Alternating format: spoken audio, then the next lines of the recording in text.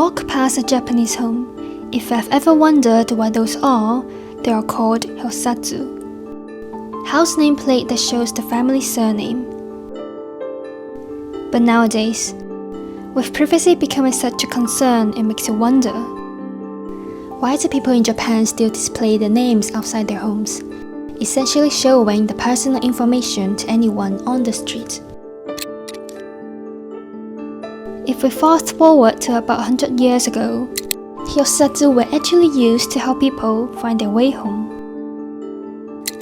The stories tied to Japan's surname policy, branding culture, and the postal system.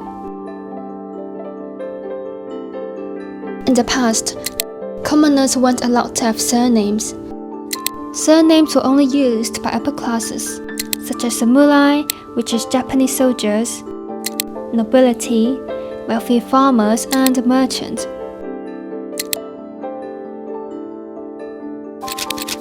Surnames were often used to reinforce the social hierarchy and were linked to family's heritage, land ownership, or official roles. That's why Hyōsatsu were mostly seen outside the homes of upper-class families, to reflect their social and economic status. Later, during the Edo period, as commerce began to flourish, merchants and farmers, though still officially not allowed to use surnames, started displaying their short names outside their businesses. Over time, this practice became more common and evolved into uniquely styled designs. These nameplates were especially common in busy areas like Nihonbashi and became a notable feature of Edo's culture.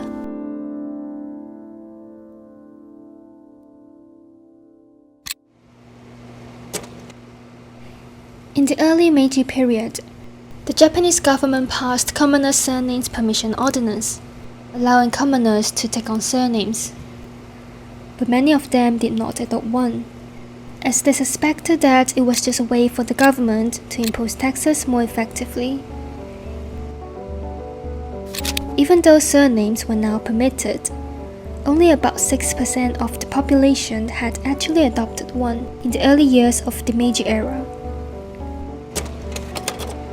A year later, in 1871, the government enacted the Household Registration Law, requiring all families to register their household details. That same year, Japan launched its own postal system, inspired by Western models. It started by connecting Tokyo, Kyoto, and Osaka. And post offices were set up to make mail services more accessible to the general public. Since mail needed clear names and addresses, people started putting up Hyōsatsu to help post officers find the right location.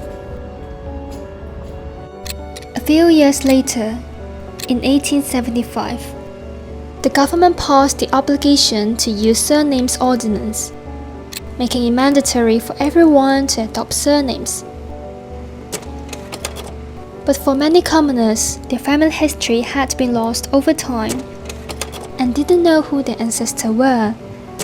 So monks and school teachers often step in to help them come up with surnames.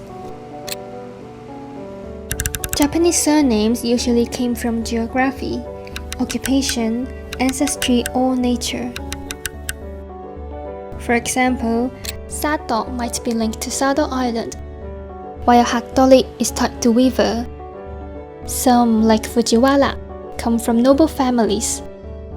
Others, like Matsuda, are inspired by nature, like pine trees.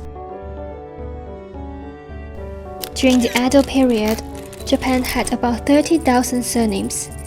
Since then, that number has grown to over 120,000, with around 90,000 of those created during the Meiji era. By then, commoners had surnames, but Hyōsatsu didn't become widely used until the 1920s.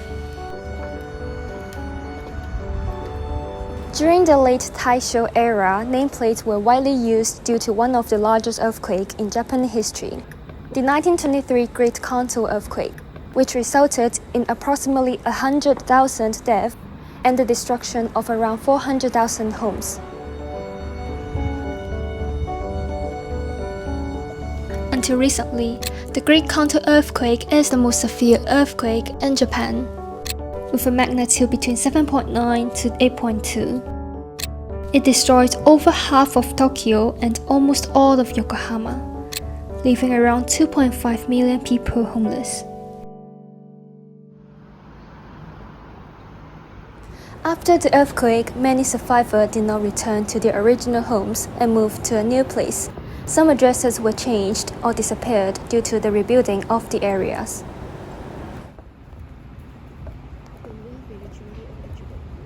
Despite the destructions during the Showa period, the government standardized Hyōsatsu as part of post-war rebuilding. They issued guidelines covering font size, material, and designs, all to make home easier to identify.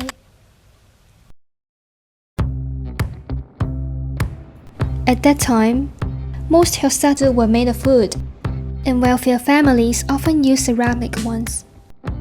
Later, during Japan's economic boom, people started choosing more stylish material, like granite and marble.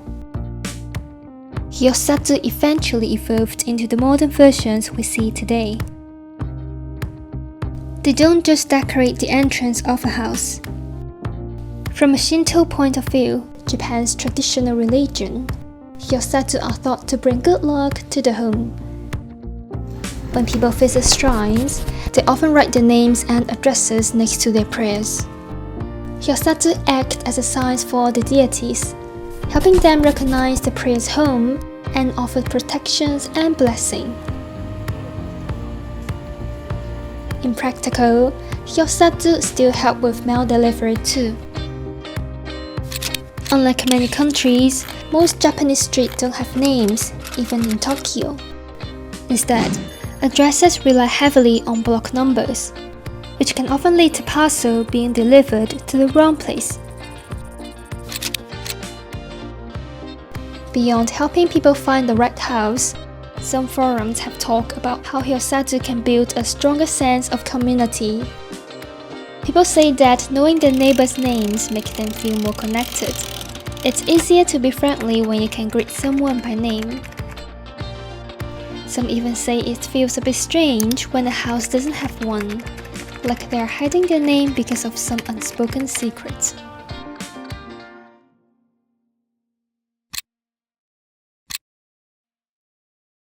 But in recent years, Hyōsatsu have quietly disappeared from many neighborhoods, especially in big cities like Tokyo or in high-rise apartments.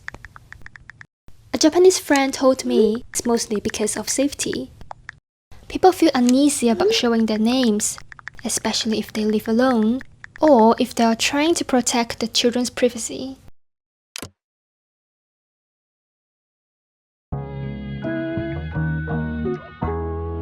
Even though safety concerns have made nameplates less common, Hyōsatsu still means something. Whether it's for decoration or to help people find your place, they are more than just signs. This shows the household's personality, a quiet storyteller, small part of everyday life that once welcomed visitors with a name and a sense of home.